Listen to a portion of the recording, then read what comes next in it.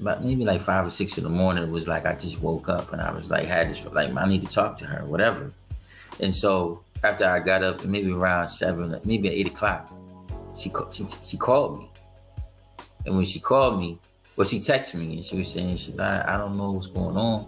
I tried to contact the hospital. They won't let me talk to him. They said I tried to go up there. They said I wasn't on the list to be able to see him. And I, knowing what I know, if anybody was on the list to go see him, it would have been her. And it would have been his mother. But at the time, you know what I mean? They said there was no list. And so she said, something's not right. And she could feel it too. And so then she eventually tried to call them a few times and was getting kind of, the run around and everything. And she called me back and told me something's wrong, such and such and such. But in the middle of her talking to me, she said, I gotta go. The hospital was calling me. And the hospital called her. And maybe like 10 minutes later, she called me back on the phone. And that's when she told me that he was dead. There has been no coroner's report of his death released, which is very odd. Usually our autopsy doesn't take that long. So there's still been no official, quote unquote cause of death or what, was the reason. So therefore there's been no official acknowledgement by the hospital system of where he was at, by the police actually who were, who was involved in what. There's been no official statement of inquiry given as to any of those things. And therefore, if, as we feel, as we know that there has been some wrongdoing involved in, his death, there's been no one officially charged or held responsible for his passing. And so, as you can imagine, for the people, his own family members, his children, which he has 3 sons, that's a big question mark as to what happened to the father. We have to remember on a daily basis, in order to change the paradigm, what we're really here for. That's to learn to deal with the highest vibration in the universe, which is love. A lot of times we try to make everything so super scientific and terrific, you know what I'm saying? But still, even in and this is not a snub on anybody. Even those of us who are so-called, in the spiritual community or the most, doing the spiritual work, we don't really always deal with each other out of love because everybody trying to prove how spiritual they are.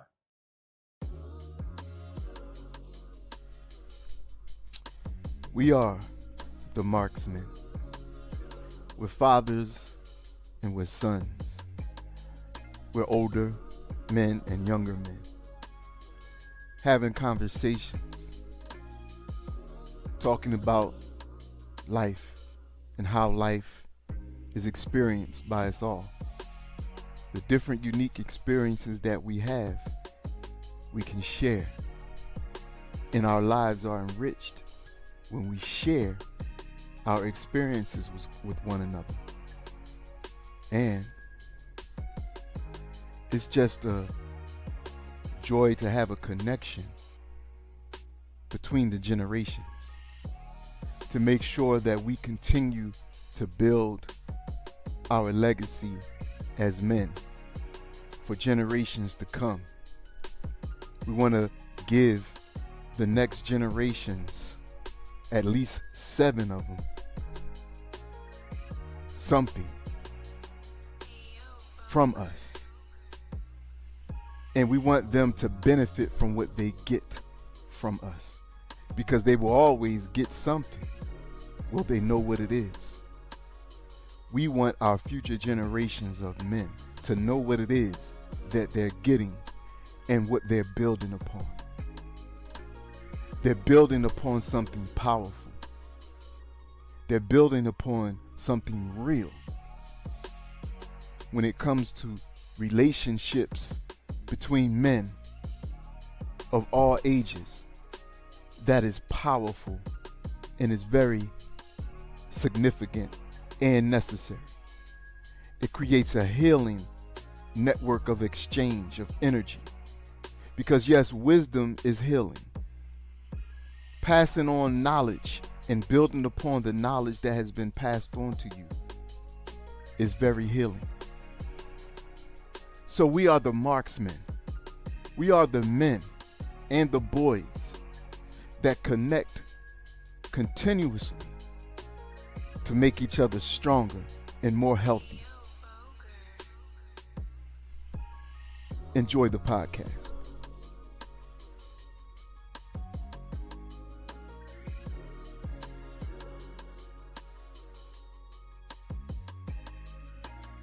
Peace and blessings. This is the Marksmen, our podcast episode. And I have my brother Shaddai. Peace, peace, peace, family. Oh man, it's a blessing and an honor to be doing this work with you. But I want to first of all, I want to share something with everyone. This is out of this actual book right here that I happened to pick up yesterday. Let me put on the camera. The Earth Warriors Oracle Guidebook by Alana Fairchild. And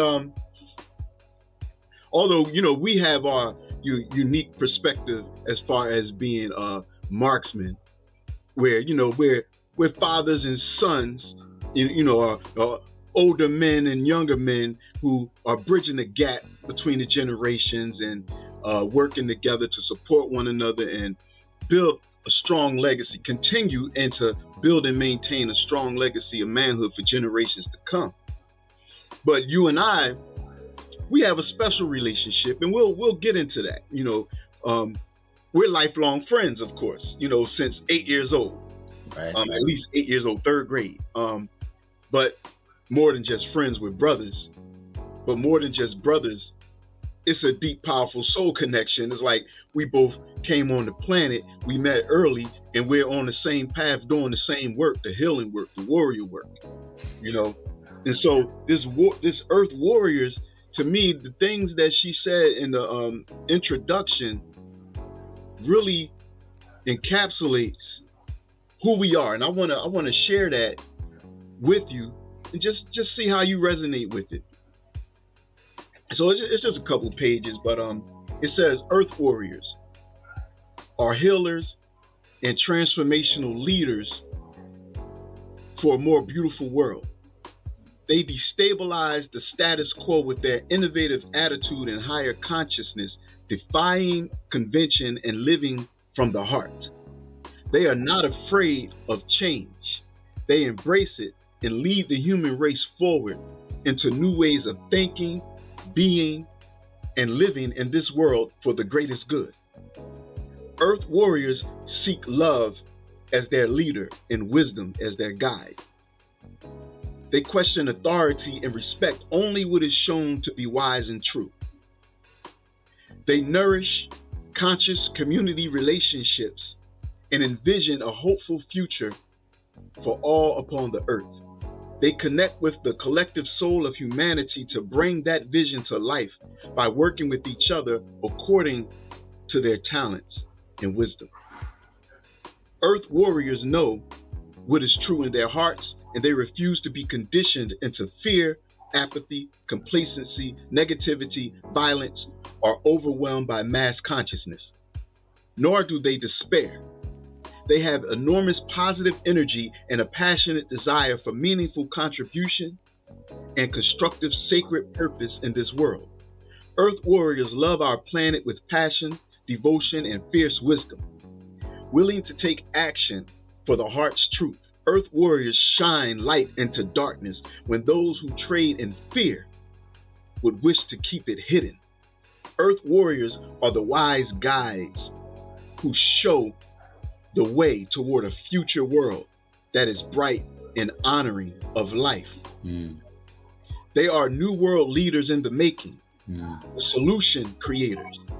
They are stirring up beautiful trouble with kindness, asking questions and looking for new ways to bring forth the wisdom lineages of times past. Earth warriors are here to challenge divisive mainstream views with higher consciousness and healing change that unite us. They understand that change needs to be healing and chaos is a prelude to creation. They recognize that our war is not against each other, but with the forces within that would keep us locked in fear, hate, and despair. Earth warriors embrace chaos for what it can bring, healing into a new order, not disruption for the sake of it. Rather than projecting their woes onto the world, they work on their own being. The combination of political savvy and spiritual responsibility transforms activism into a sacred offering. Earth warriors hold an essential role in love's revolution on our planet. Theirs are the safe hands holding the earth as she goes through a massive paradigm shift into new consciousness. Earth Warriors Oracle helps you. Oh, now it's talking about the Oracle. But we are the Earth Warriors, the sacred community that honors life, connection, and relationship, refuses to bow down to ideology and outmoded authority, and instead dares to define and live by what matters most to the awakened heart. And there's more, but that pretty much covers it. So what you think? You vibing with that? Oh yeah, I mean it's interesting because right before I came onto the podcast, I was meeting with my children, and I was sitting them down and I was talking to them about based on the time, based on their age, and based on the soul level what they have to do. That it's time. I've been receiving a lot of instructions from the ancestors and also their guides, as it's time for me to step up certain levels of their training, which is also going to take me to a different level as well. And I was explaining to them what that training was going to be, the why and the what for, in terms of individualize how it's going to help them, but also as my ancestors did for me before, spent most of their life doing their healing work and directly teaching me exactly why they were doing what they were doing it for, and also giving me insight into how my life was going to go, because my grandmother, but my grandmother was an oracle. And so from the time I was very young, she sat myself and many of my cousins down with a piece of paper and wrote out, this is what Spirit has for you to do for your life. This is what you're going to do.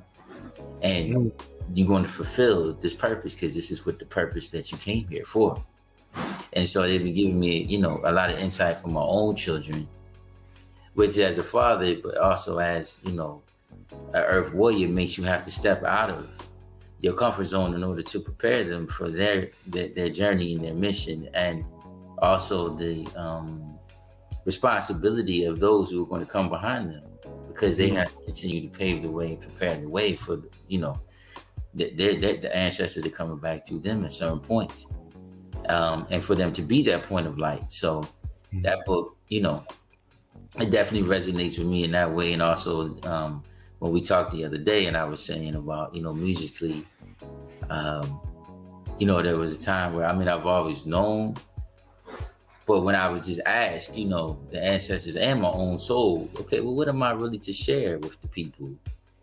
And they were like, just love. We have to remember on a daily basis in order to change the paradigm, what we're really here for. That's to learn to deal with the highest vibration in the universe, which is love. A lot of times we try to make everything so super scientific and terrific, you know what I'm saying? But still, even in and this is not a snub on anybody. Even those of us who are so-called, in the spiritual community or the most, doing the spiritual work, we don't really always deal with each other out of love, because everybody trying to prove how spiritual they are. And as a healer, and a warrior, it's important for us to all have our egos in check. You need this, you need some, but not to the point where it becomes a distraction, and the soul can't take control for what you're really down here for, because you're down here at the birth of that unborn soul, to the level where the soul, you riding the wave like the Silver Surfer. That's how you're supposed to be moving through this thing. And so I think that book definitely, the forward resonates with me in that way. And just like you said in the beginning, the connection that we have, not just as friends, but also as brothers, but also as on the soul level, you could even say twin flames, to continue the work that we commissioned ourselves and we're commissioned to do. So, yeah. Indeed. Hold up. I'll be right back. I forgot something. All right, since you got your wisdom hat on, I had to go get mine. My wizard. We're recording too, so I need to be quiet. So I got this one. This is my original wizard joint. Oh, there you go. You know what I'm saying? When it's time to put the wisdom cap, the thinking cap on. Remember school? You got your Grand Theodore on right now. Huh? I said you got your Grand Theodore on right now. My spiritual thinking cap, right. What I'm saying? But I'm just clowning though. But I like wearing this joint sometime when I do my little wizardry. That's right.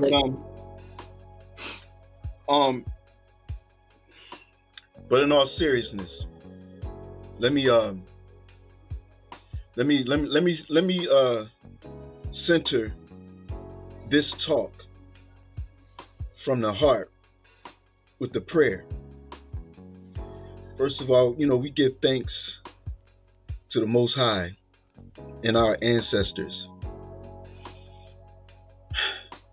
the ones who've come before us, the ones that we know in this life, and the ones that we don't know, the ones who serve as our spiritual guides, and the ones whose shoulders we stand on, the ones who we interact with consciously and unconsciously, those enlightened beings that help to show us the way and help to support us, all of the energies that contribute to our sustenance on this plane of existence, the elementals, all of the deities, the spirits,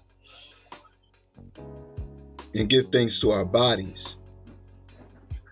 Give thanks to our beingness for who we are, to even volunteer to do this great work on this planet at this time. May we be guided with the words that need to be spoken, because we have a very serious subject that we need to address at this time. Ashe.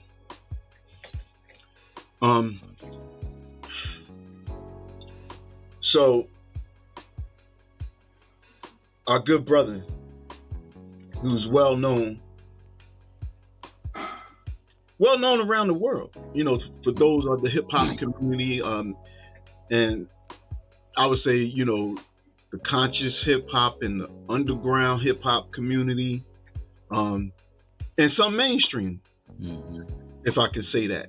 But our late good brother, who is now an honored ancestor, Brother Stephen Gaines, aka Baba Zumbi, aka Ziah. Has it been is it a year in October since he passed, or is it September? August, it would be a year. August. Yeah, August 14. Okay. Now, I know the brother from when I was living in Atlanta in the early 90s. And I know from seeing him at different ciphers we would have, rap ciphers. We be in the ciphers rhyming and freestyling. And what was the name of the group? Him and it was like two other brothers. Okay. So the original group that they were in was Metaphor. With the brother Soup, Rick Ray. Yeah. And Amp Live. Yeah.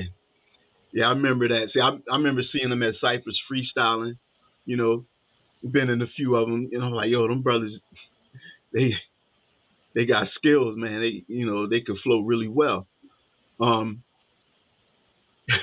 With your children messing with you. No, somebody Oh, pulled about front. I'm oh, looking like, what do they want? you Because kept looking over there. I like, what, I'm like, with your son or daughter messing with you, so you giving them the eye. But yeah, but but your relationship with our brother was more extensive than mine, because y'all went to the same school. I was in Atlanta, but I wasn't in school at the time. Y'all went to Morehouse together, and y'all spent some more time, during Atlanta and afterwards, just building and building your relationship. But I mean, if you want to expand upon, your relationship with him, I should have brought the picture of all of us on Stone Mountain. yeah, that was yeah. Oh man, I'm gonna have to. I might pull that picture up and put it in the edit. Yeah, I had the pleasure of meeting him. I think it was my freshman year at Morehouse. We all stayed in the same dorm together in Du Bois Hall. I stayed on the first floor, and he stayed on the first floor. I stayed on the fourth floor. But it was funny because I actually didn't start Morehouse until my freshman year, the second semester. So I came in January. So a lot of the brothers, of course, they already knew each other, whatever. And initially, I was supposed to room on the first floor. And then right when I was supposed to get my room assignment, it was, I guess, the energy spirit just wanted this way. They moved me up to the fourth floor. But I was going to be a few doors down from him anyway on the first floor. So it was like destiny, so to speak, that we all met each other. But I ended up moving to the fourth floor. And at the time, it was two brothers that I really befriended me when I first got on the floor. I mean, I was cool with everybody eventually, but it was a brother right next door named Richard Lou. Shout out to Richard Lou from Queens, and Dre. And so both Richard Lou, Dre. right? And both Richard Lou and Dre were friends with Baba Zumbi. And I first met him when he came to see Richard Lou next door. And that's how we initially met and everything. And Richard Lou played the saxophone, so he would come over there all the time, be building with him. And him and Dre was cool because they were already friends from before we started school. I think they came early in the summertime or in the early summer program together.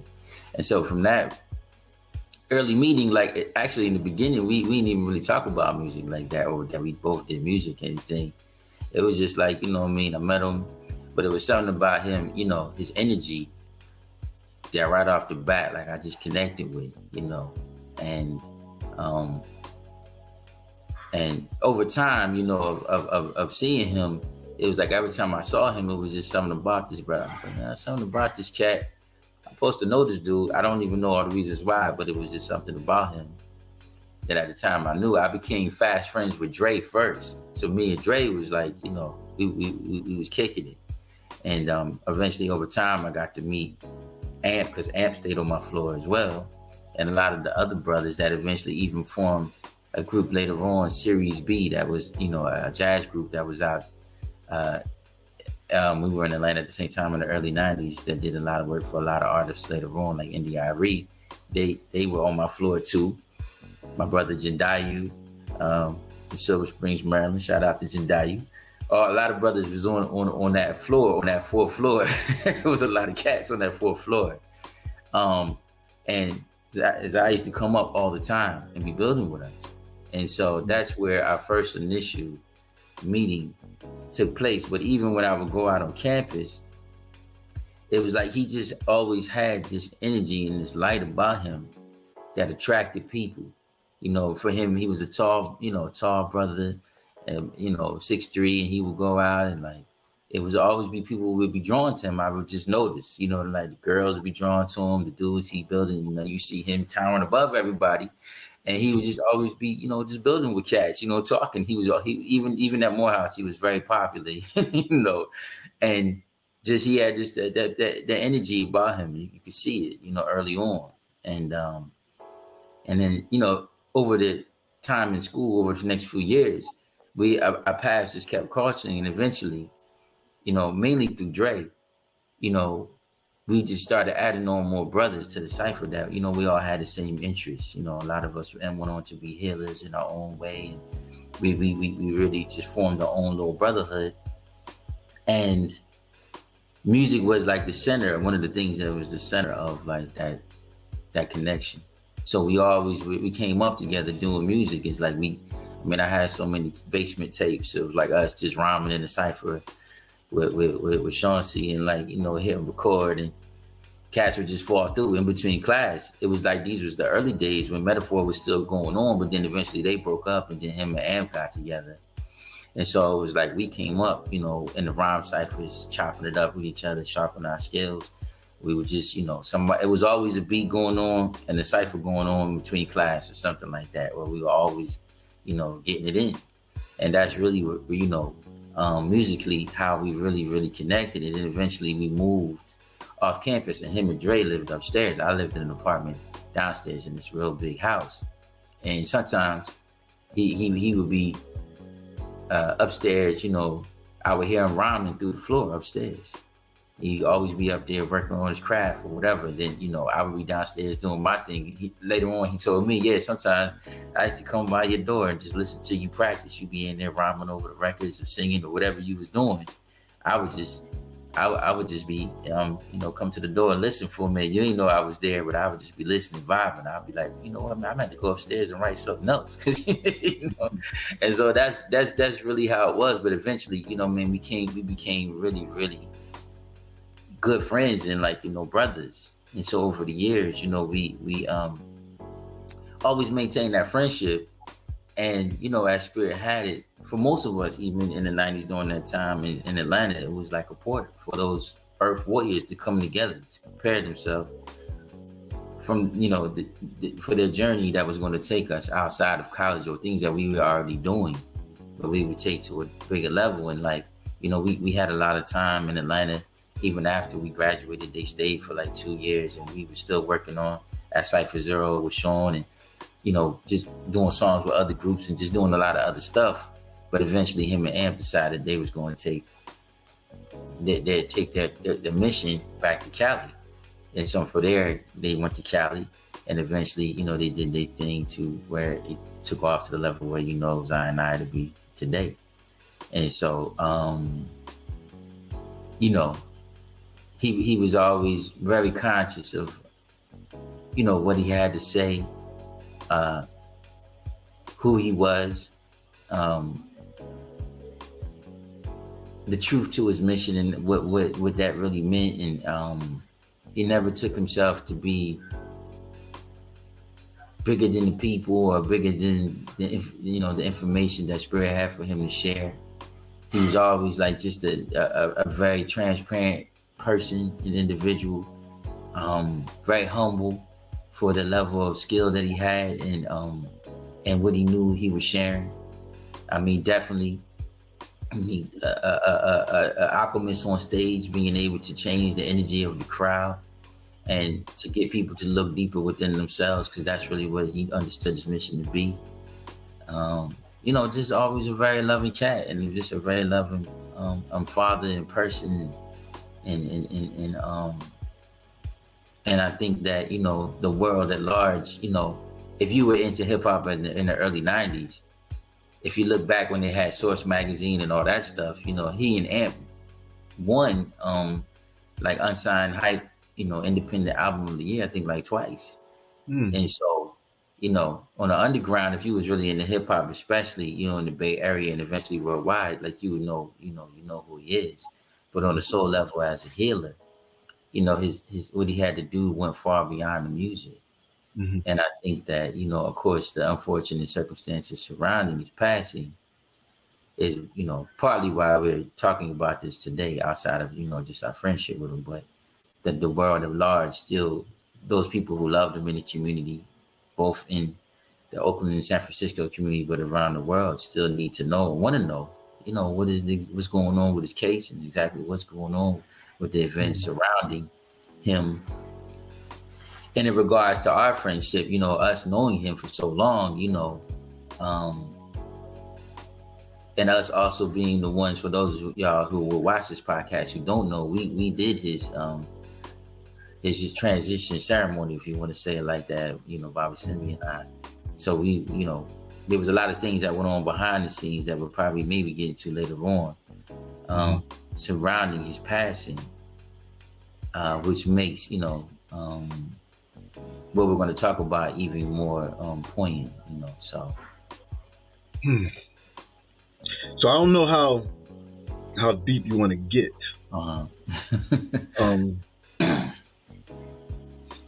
But like me and him haven't spoken for over 20 years. But during the week of his passing, we were scheduled for me to do a reading for him. I was supposed to actually speak to him. Mm-hmm. I think it was on a Friday. And but it was supposed to be like Friday at 7 p.m., whatever date that was. But then I got a text from you earlier in that day telling me that he passed. Mm-hmm. And that, that shook me up a little bit, like, whoa. Because me and him were interacting across text messages. Mm-hmm. And you had told me he was going to contact me. So, do you want to get into like your interaction with him on the days leading up to his passing? Sure. I mean, like I said before, we had always done music together, from the early days. But then over the years, him and Amp went and did their thing, and I went and did my thing, in terms of my other healing work, and continue to still do music and stuff like that. But when Dre passed, which is our other brother that we went to school with, when Dre passed almost a year to the day before Baba Zumbi, we also call him Ziah, passed, we had already, we were being, in touch more than we had been, say, for the prior couple of years. We were in touch more. And when Dre passed, it really it served to really kind of, we're getting older, to bring us back together in that energetic way. And so after Dre passed, it was like we really, really reconnected on a deeper level, where we were talking like all the time, and more so than, prior. And the days going up prior to him passing, we were actually working on a music project that, we always had said we wanted to do. And, finishing up some songs, him, myself, and Sean. And so we were in constant communication because we were finishing up those particular songs. And that was when I learned that, he did a show or something like that. And it said that he had COVID. And I hadn't talked to him for like a couple of weeks because I was away on vacation with my children. And when he just texted me. And he was like, yo, man, I'm just transmitting to you, man. I need to hear from you for a minute. I need some of that good energy right now. So that's when, he had been on my mind, but we just hadn't connected. So when I connected with him, he had told me like, yeah, man, I had, feel like I, caught a little something from COVID. But I feel like on a deeper level, it's deeper than that. And so, we talked about that. So I was like, just ask him like, what's going on? So he was just telling me how, he felt he was going through a transition, as we all do, that metamorphosis, and him being 49, also going through that Saturn return energy. And he was like, yo, I just feel like, I'm kind of going through a cleansing period right now. And I've been kind of to myself. I haven't really been talking to a lot of people as normal, but, I want y'all to come on and send me them tracks that we worked on so I can finish them up. Because we need to get this done, and I want to do it before the anniversary of Dre's passing happens. And so we talked about that and everything, but it was like I could just feel him and tell that he was going through that deep spiritual cocooning, because it was time for him to go to another level. And that's mainly what we were talking about, like that it was time for a transformation. In that even musically, he said, he didn't know how much more music he was really going to do, because he was shifting his attention to more of his healing practices in a different way, and there were some other things he wanted to, kind of start delving into in a different way. And I think the week before he passed, that's when, we did the final recordings to the songs that we did with him, and they were like basically the last 2 songs that he recorded. And then I think it was that Thursday that he made transition. So he called me that Wednesday night, and I could tell he wasn't totally himself, but he was going through kind of a transformation thing, and but we I talked to him on the phone for like at least a good 6 hours. And we just kind of was just talking about, when we was young and everything, and like growing, meeting and being in Atlanta, and different spiritual experiences we had, and, just traveling and things he wanted to do in the future, and things that, projects we wanted to work on, but just really, just talking about life, his journey to arrive at the point he was at as a healer and as a person and as a father and as a man, and on a soul level. And like, we just chopped it up. And I remember it was like, he said to me, yo, man, I just really wanted to tell you just, how much, your friendship, and how much, man, I love you as a brother. And he's like, yo, this whole week, man, I just been calling everybody, telling them how much I love them and everything. At the time, I didn't take it like, this was him doing this, was his soul preparing himself for whatever was coming. But to me, looking back, I feel like he had the sense that he didn't know in totality everything that was coming his way, but he knew something was coming. And so that was like the Wednesday. And then the next day, I got a text from him, and he was telling me he was in the emergency room at the hospital. And I was like, what's going on? And then, we just kind of text back and forth, and he told me like, he wasn't really feeling like himself, and he had, he's still getting over the fever, and he said that he was chill. He said, but I'm cool, I'm fine. He's like, but the people in the hospital where I'm at, they think that I'm tripping. And I was like, what do you mean? He was like, I said a few things, and they I think they took them the wrong way, or took it a certain way.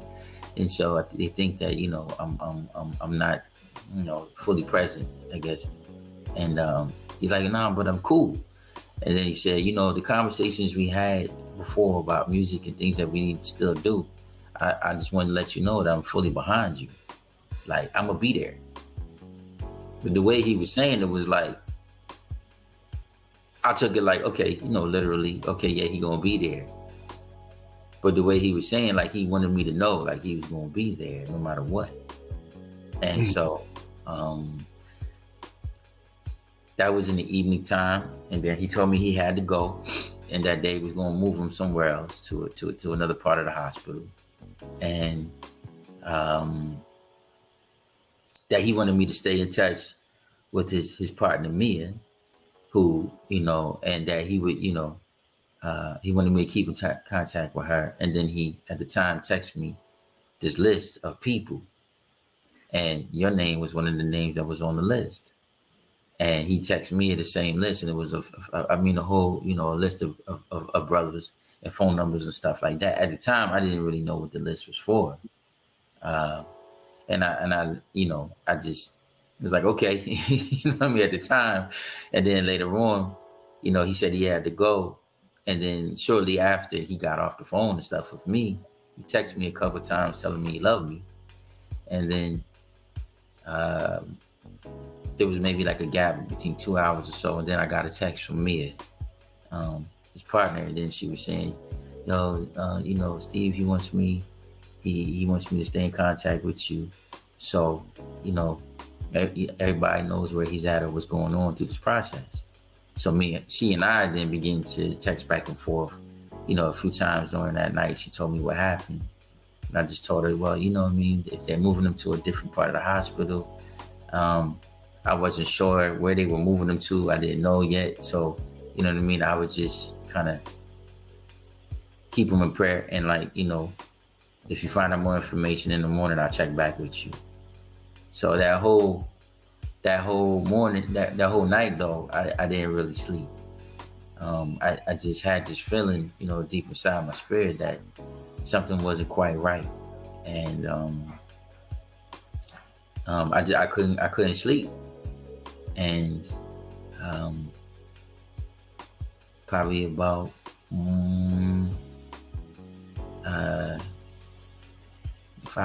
maybe like 5 or 6 in the morning, it was like I just woke up and I was like, had this like, I need to talk to her, whatever. And so after I got up, maybe around 7, maybe 8 o'clock, she called me. And when she called me, well, she texted me and she was saying, I don't know what's going on. I tried to contact the hospital. They won't let me talk to him. They said I tried to go up there. They said I wasn't on the list to be able to see him. And I, knowing what I know, if anybody was on the list to go see him, it would have been her. And it would have been his mother. But at the time, you know what I mean? They said there was no list. And so she said, something's not right. I mean, she could feel it too.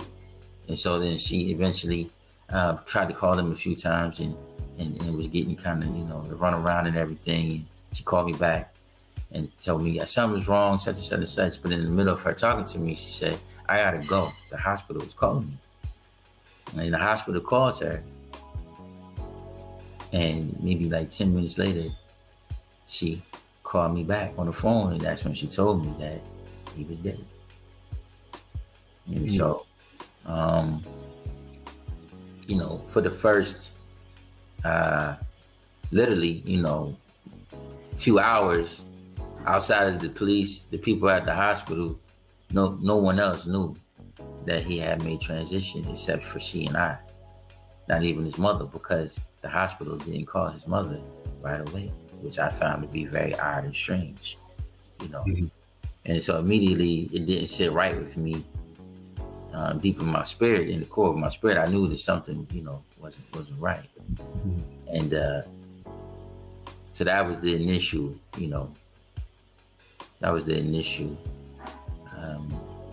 development when he first made transition, way back. Now it seems like forever, but way back when.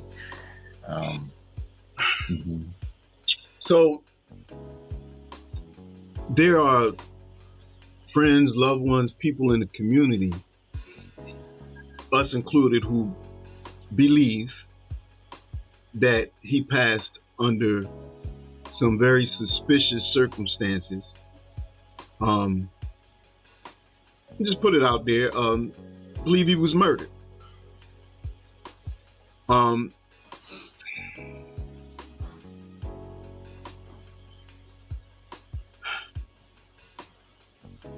Now, I read the Earth Warriors thing for a reason, because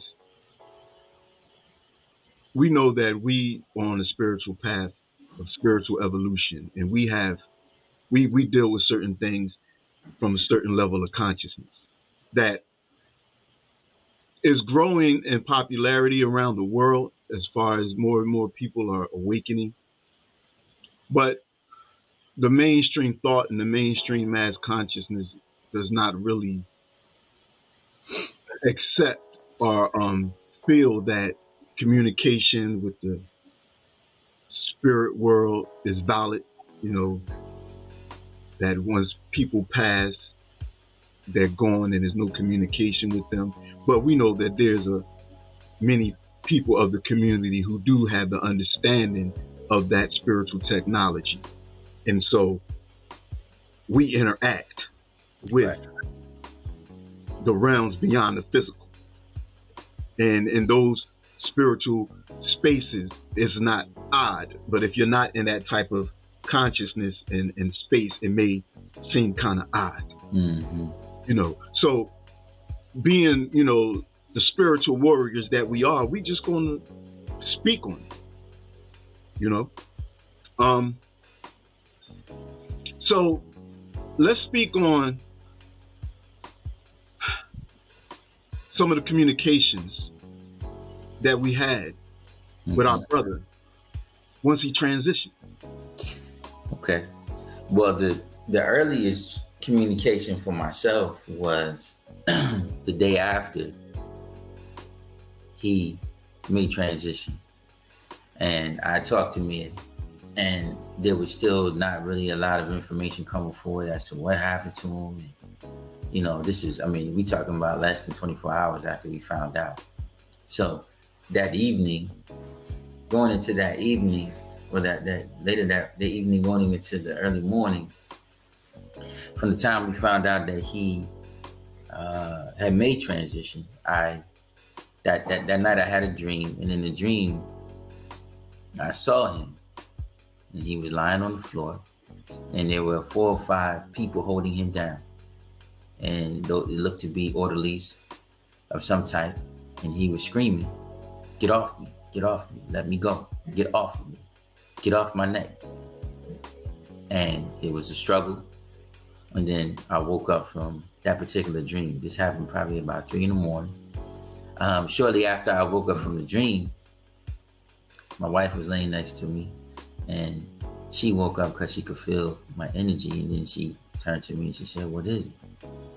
So I began to tell her about the dream. Literally, after I finished telling her, maybe about a couple minutes, my son knocked on the door. He said, "Dad, I need to talk to you for a minute." I said, "What's up?"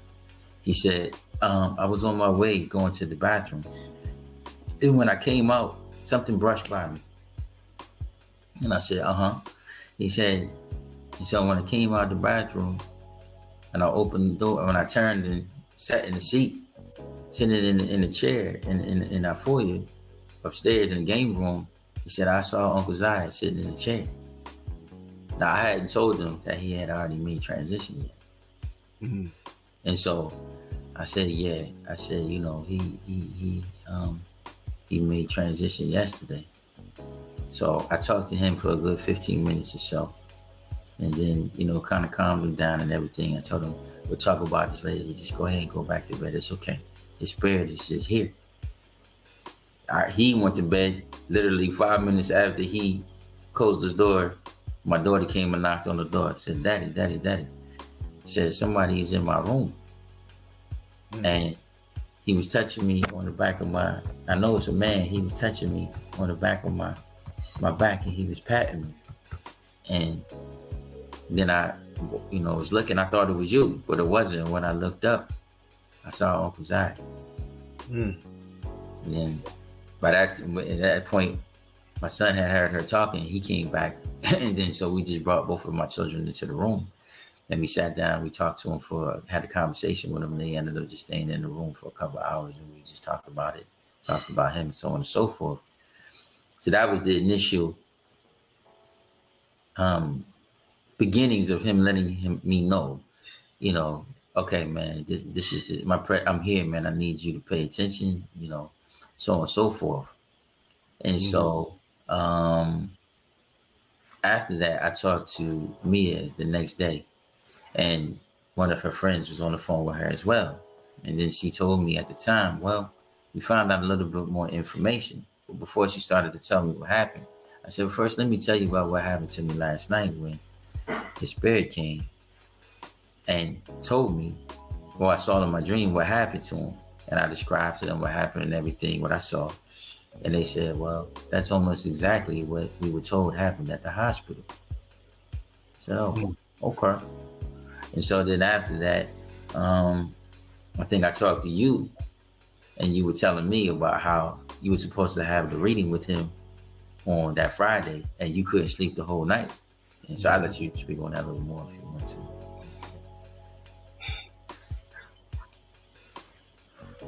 Yeah, I just, for whatever reason, I don't know why I couldn't sleep, but I just couldn't sleep.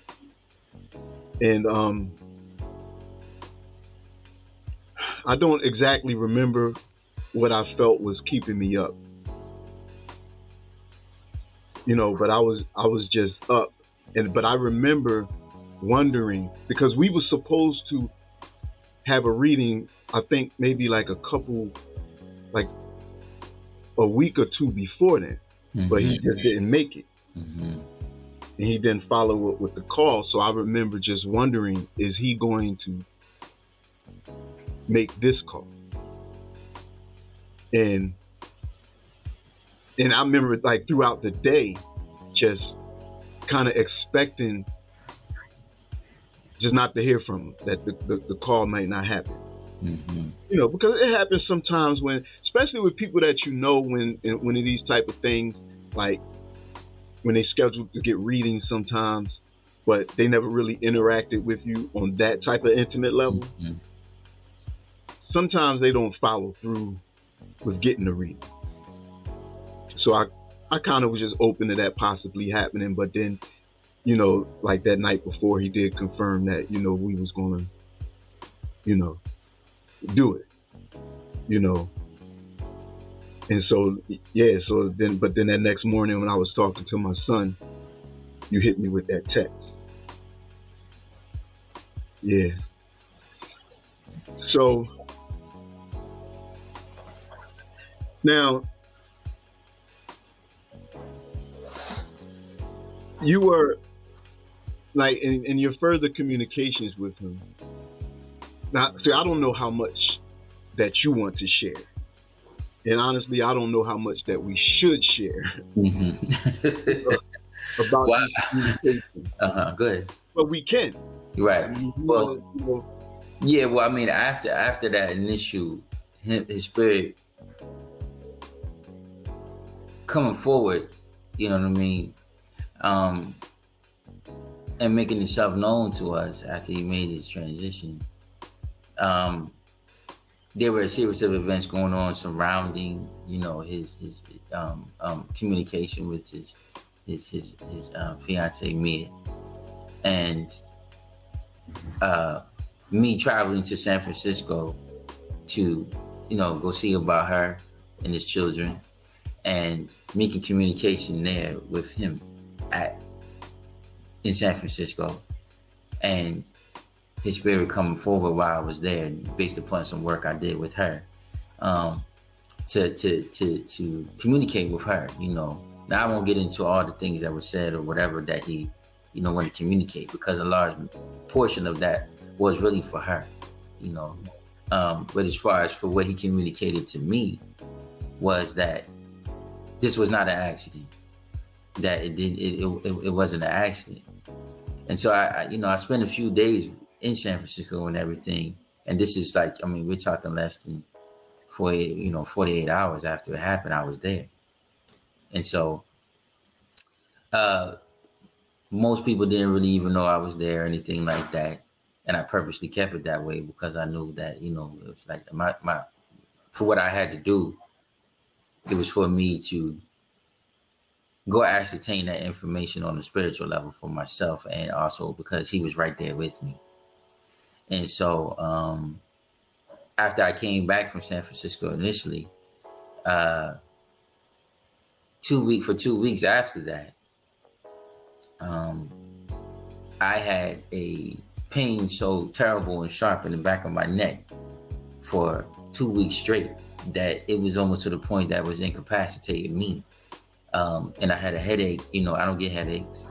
I had a pain in the back of my head. I had, you know, constant headache, to the point that where the pain was so bad that my wife couldn't lay next to me in the bed without her feeling the pain as well, energetically.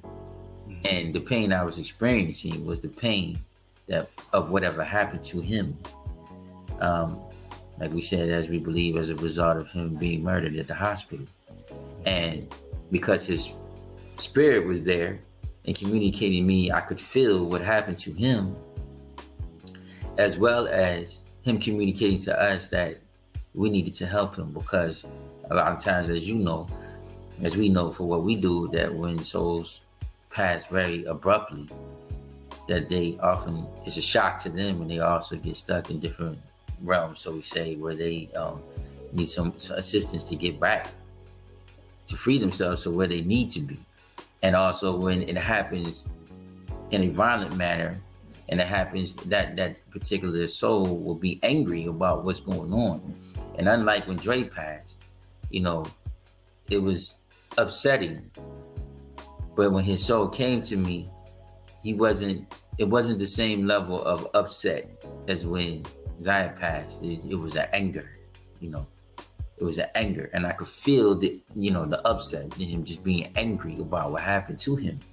And so he kept saying to me, no, man, you gotta fix this. You gotta fix this. So after that, for the 2-week period, I was having, terrible headaches, continually having dreams about him. His spirit would come to me in a dream. He was there. He was showing up in my house, you know what I mean?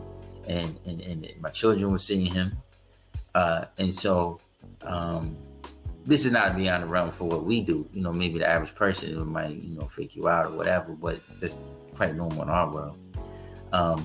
So at that point, I knew that there were some other things that I needed to do for him, but I also knew that I was not supposed to do this on my own.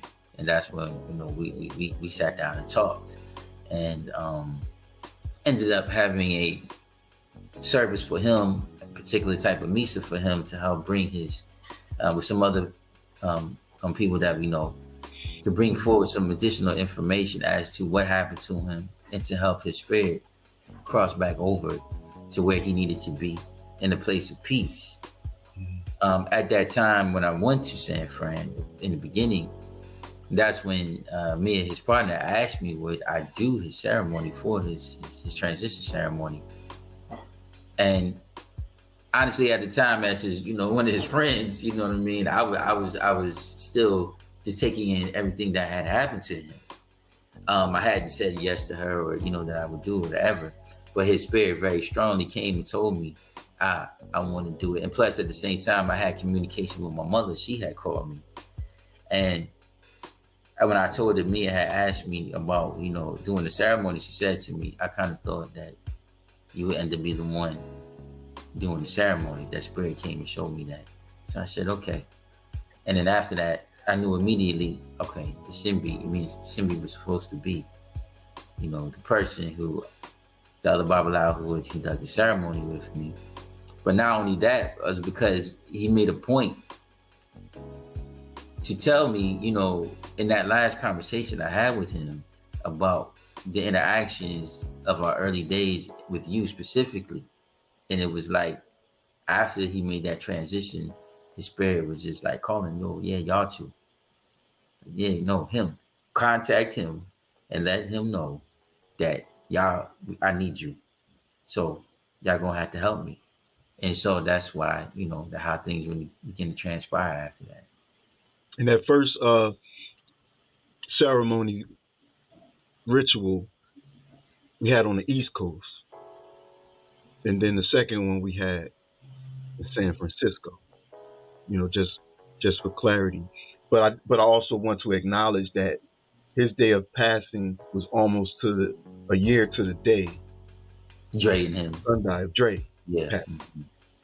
And for us, for our circle, that's very deep. And it means something for us, but I guess that's really just, something for us. Mm-hmm. But I just want people to know that his passing and the circumstances around it are very impactful for what he represented and who this being was on the planet and who he still is. Right. You see.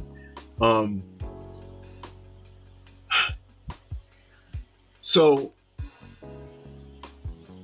has there been an autopsy about his death as far as what happened to him? As far as I know, the autopsy, I guess, is still ongoing, and we're going into almost 8 months now. There has been no coroner's report of his death released, which is very odd. Usually an autopsy doesn't take that long. So there's still been no official, quote unquote, cause of death or what, was the reason. So therefore there's been no official acknowledgement by the hospital system of where he was at, by the police actually, who were, who was involved in what. There's been no official statement of inquiry given as to any of those things. And therefore, if, as we feel, as we know that there has been some wrongdoing involved in, his death, there's been no one officially charged or held responsible for his passing. And so, as you can imagine, for the people, his own family members, his children, which he has 3 sons, that's a big question mark as to what happened to the father. For his mother, his brother, there has been no justice, if you would say, in terms of what happened to him. So how can you have full resolution as to, his transition? Yeah, on a spiritual level, we understand that life goes on, and he's communicated things. But being a earth warrior, that means that we must have justice on earth just as we must have it in heaven, if you want to look at it that way. And so, people that loved him, people that were his friends, people that embraced him in the community that he served around the world, people that embraced him in the spiritual community, they still, I feel, need answers. I think that, as a mother, we can never understand what she is feeling. And I think that, I don't think it's at a point of where she's, and I'm going to speak for her, but just my, speaking with her, she's not a woman who's, bitter or angry or any of those things. But I think any parent will want to know what happened, what happened to their child, just on that level. So they didn't give any cause at all? Did they say he died of COVID or anything? The initial press release was that he died due to complications of COVID. Then later on, it came out and said that, that's not necessarily true, and so the causes of death were unknown. It's still almost Now, when he came to us, right, he was very adamant that he did not die of COVID. Right. And he was very adamant right, that he was murdered. Right.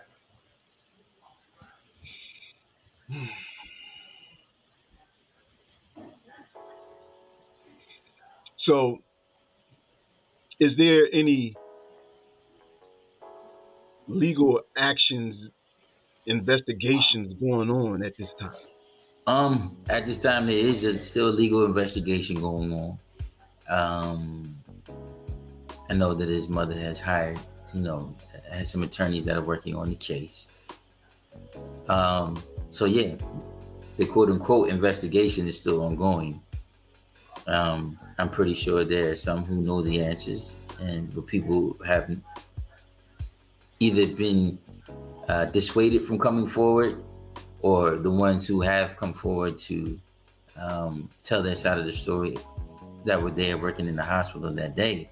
From my understanding, some of them were placed on administrative leave, told not to talk. Maybe, maybe it's been taken deeper where they've been threatened not to talk or not to say. And so, yeah, there are a lot of question marks surrounding, the investigation of what has happened to him. What I do know is that, August 14th is the anniversary of his passing. And there's only a certain amount of time that you can file, say, even a criminal suit, when certain things go past the statute of limitations. So I think that, there's a large majority of us who still want answers, need answers, and in reality, deserve the answers as to what happened to him for, this man and who he is, not just because he's my friend or your friend. He's someone's loved one. And just like things that you see happening to a lot of brothers, a lot of people, it's hard for people to have the peace, that they're looking for when they don't have those answers, especially for someone, for him, the type of person as he was, that dedicated his whole life to peace and love and uplifting people. He wasn't a violent person. He wasn't that rah-rah dude who was going out trying to look for trouble. He's the father of 3 boys, a musician, a healer, somebody's son, somebody's brother. You know what I mean? A loved one to the community that he served, and you know, His fiance he as deserves well. justice just like anybody else. You know, and I think that I mean, it's only so much patience you could have. You know, when those questions are still haven't been answered. So.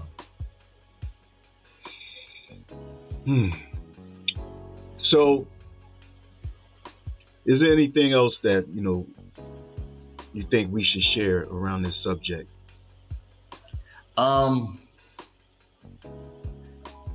I guess there are things that we can and can't say because the case is still pending. If you want to look at it like that, I would say that, in my opinion, and for those who listen to the podcast, maybe the Ben Crumps of the world or other attorneys who handle these type of cases, like the Trayvon Martin type of cases. This is kind of a slam dunk case. This is open and shut. But there's some outside mediation that needs to happen in terms of maybe some other attorneys looking into some things that maybe certain attorneys locally may not be looking into. And things taken to a different manner, a different level because of the statute of limitation on the case. And also based upon, I'm going to say even on a deeper level, who this brother really is and who he was and what he represented and what he did with his life. And I'm not saying that his life is any more valuable than any other brother that this would happen to. However, when you do have a brother that's like this and this type of thing happens, he wasn't, just, a peaceful person. I think we have this image of, these things happening in the street. This wasn't in the street. This was in a hospital. This was supposed to be a place where he was supposed to be, quote unquote, safe, right? And so for something like this to happen, I think that, it's no way that you can allow this to be swept under the rug for this amount of time. And there's no real answer. When different on the street, when there's so many other variables that could happen because of what's the environment, this was supposed to be an encapsulated environment where a certain level of control was to be maintained. So if that level of control was really being maintained, then certainly there are those who know what really happened. Cameras, et cetera, et cetera, et cetera. It's not that hard. It's really not that hard to ascertain, a lot of what is going on. So, Okay. So, we're going to continue to move in this direction of not just getting justice for our brother and his family, but we have reason to believe and suspect that these things may happen pretty often. Right. And so everybody, stay awake. Share this video. If you know anyone that could take on this subject and help to spread this information around, to start asking questions, demanding answers, because one of our loved ones, we believe, and some of us feel we know, was taken unjustly from us. And this affects this man's children. He has 3 young sons that he left behind.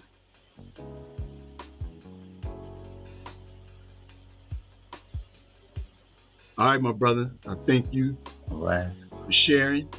And, we'll be communicating off of here. For sure. All right, man. Enjoy the rest of your evening. Give my love to the family. I will. Likewise. All right, my bro. Love you, man. All right. Love you too. Peace.